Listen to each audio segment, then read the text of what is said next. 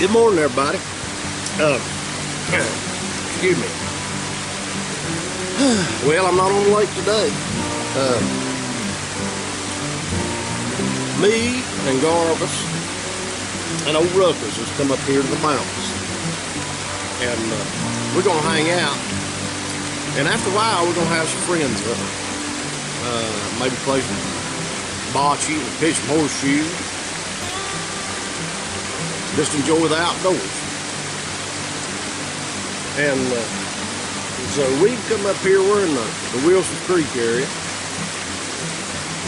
and thought I'd do a little video today on how we like to do beef brisket.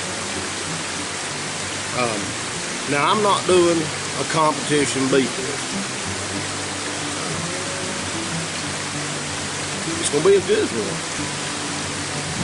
But we don't, you know, we're not going to take all the time and to make it look quite as pretty as a competition beef brisket. But we're going to make a good beef brisket. It's going to be tasty. And so last night, we were sitting around, we didn't have anything to do. And before we went to bed, we took a little bit of injection. And we trimmed the fat off our brisket, and we took that injection, and we injected our brisket. And I'll show you sort of what we've done here. Now let's take a look at this brisket. What we have here is a beef brisket. We got the flat and we got the pork. And as you can see, I have somewhat separated mine, not for the purpose of having them separated, but for the purpose of removing some of the excessive fat that was inside this brisket. You don't need all that fat, and I'll explain that to you in a few minutes. I've also taken an injector, and I took about 32 ounces of beef-based bouillon. And I took that and I put some onion powder and garlic powder and a little bit of my rub seasonings into the bouillon. And I heated it up and so that all that stuff would incorporate. And then this is important, you want to let it cool back down. Let it cool back down to at least room temperature. Mine was a little chilled when I put it in. But then I took my injector and I went all along this thing. I imagined that it had a checkerboard on it, and every inch of meat has been injected with that bouillon seasoning blend, and to give it some good flavor. Once I got it injected, I set it down in the cooler, and I let the remainder of the bouillon that I had a little bit left over, and I just sort of poured it over it. And the cooler was pre-chilled, and I had some ice packs in there. I didn't want to water it down, so I didn't actually put ice in there, but I put some ice packs, and we got it chilled down, and we let it set, marinate, if you will, overnight. But before I injected it, like I said, I removed all the excess fat. And let's talk about trimming the brisket a minute. The brisket, when it comes, it's got a lot of fat on it. And of course, if you look at the back side of the brisket, it's got a fat cap all the way across. And I like to cook that, I like to cook my cap down. And the reason I do that, a lot of people say that the fat cap will melt and render through the brisket. Well, the fat, melted or not, is not going to run through the muscle. It may baste the outside of it, but I'm going to do that anyway. So I'm going to cook mine with the fat down, and the reason I do that is because the heat from the smoker, I'm not going to really eat this portion of it. So if the smoker gets a little hot, we get to run a little hotter. I mean, you're going to have a lot of heat coming up, because we're going to run this thing about 275, 300 degrees. I'm going to let that fat protect the part that I'm interested in, which is this meat right here. So But what we're gonna do next, after we've got it trimmed, we've got it injected, we've let it set overnight. And what I've done, I've made a little bit of rub, and all this is a mixture of salt and sugar, garlic powder, and paprika, onion powder. Whatever seasonings that you like, you can put in your rub. There's, you know, I don't know if you'd want anything, well, just whatever you like. I've got some crushed red pepper in mine, and we've got a little bit of chili powder in there. All kinds of good stuff's in that rub. And we're gonna take that rub and we're gonna put it, sprinkle it all over this beef brisket. Just like that. And we'll try to get it sort of even, so you may have to let me reposition myself. But we're gonna sprinkle that all over that brisket. And try to get it just as even as you can, because I'm going to show you something here in a minute. You've got to be careful about, you know, it says, they call it rub, but you don't want to rub your brisket like this, or any barbecue meat, because what you do, you push your seasoning in the pockets in the meat, and you have strong spots and weak spots. And we want our flavor profile to be just as even as we can get it. So we're gonna try to get an even layer on that brisket, and just sort of pat it in like this right here. Just take it and pat it a little bit. And you know, the thing about it is, because I've split mine apart a little bit, I can get a little extra seasoning on the inside. And I've even before I've separated these two pieces during the cook, so that I could get bark on both pieces. Because you know, when you get to cut, the point of this meat, the grain runs this way, and the flat, the grain runs this way. And when you get to cutting it, you know you want to cut across the grain to make it just as tender as you can. So you're gonna have to separate it anyway. So whether you separate it after it's cooked or in the middle of the cook, I may separate mine in the middle of the cook, and the reason I'm gonna do that is that'll let that smoke and everything get in there, and we'll have more bark. And if you know anything about barbecue, man, the bark's where it's at. So we've got our brisket rubbed down. You can put some rub on this back side here, but like I told you earlier, a lot of this is just for color, make it look good, because we're not going to end up eating that part of the brisket. That's going to be the fat on the bottom, and you know, like I said, you can trim it off, and or you can leave it on there, just however you want to do it. If we was doing competition barbecue and they was going to cut it and judge it, we might cut a little more of that fat off for presentation, but that's not what we're doing. So.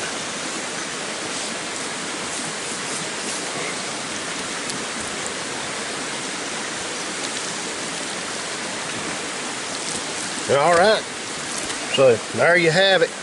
We have got our brisket seasoned up, rubbed, and ready for the smoker. And y'all hang in there with me. I'm gonna take you through the whole process, and then we'll slice it after a while and show you what it looks like, and get you one of these and try them. Man, they're real good. They're a little bit of work. And barbecue's a little bit of work. It takes some time, it takes some love, but man, that's some good stuff. So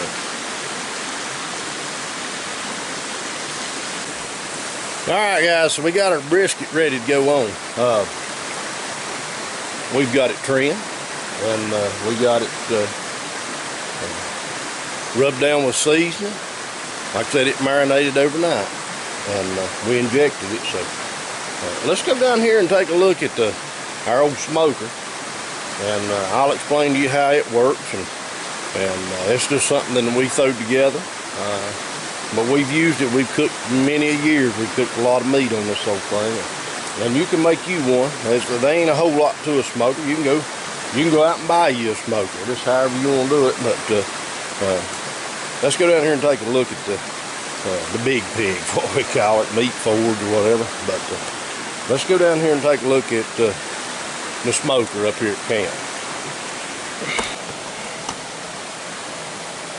All right, guys, there it is. What we did, old buddy Mikey, he does a little metal work, does a little sandblasting, and we come across a tank and had that thing cut open and sandblasted, and got it cleaned up real good, and turned that into our cooking chamber. And we got this old boiler box over here that we've turned in to our firebox, and you can see we've got our fire going in there, and the temperature's up, and we're getting ready to put the meat on. But then what we done, we took pipes after we built a firebox, and we joined it to our heating chamber, our cooking chamber, and those pipes run all the way across the bottom of that cook chamber, and the heat and the smoke that we use to cook dumps out on the other side. Once it dumps out on the other side, it comes back across the meat, and it goes out to stack and exits through the stack like that. So that's called a reverse flow smoker. That's what we use. And those pipes down at the bottom, they get pretty warm going across through there. So we like to take and put a couple pans of water, or apple juice, or vinegar, water, whatever you want to put in there, and let a little steam. That'll keep the moisture up in your smoker. So let's take a look inside the big pig here.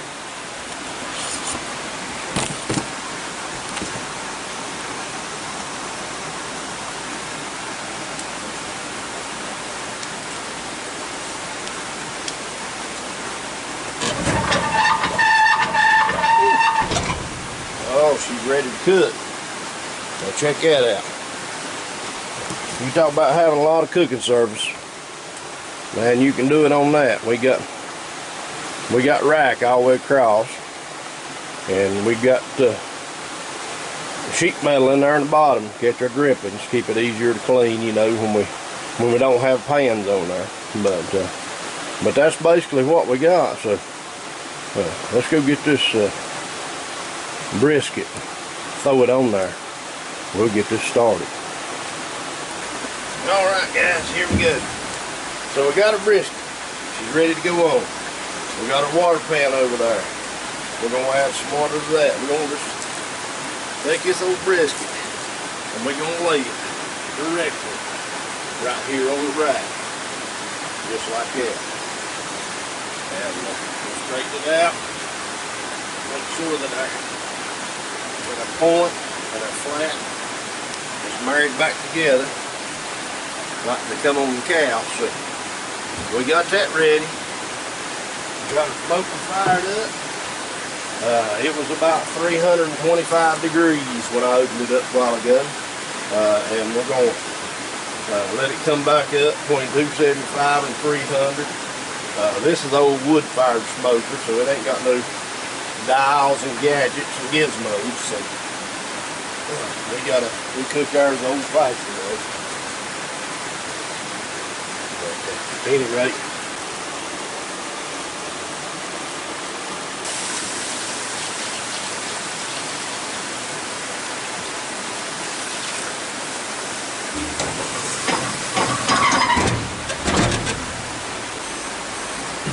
all right, guys.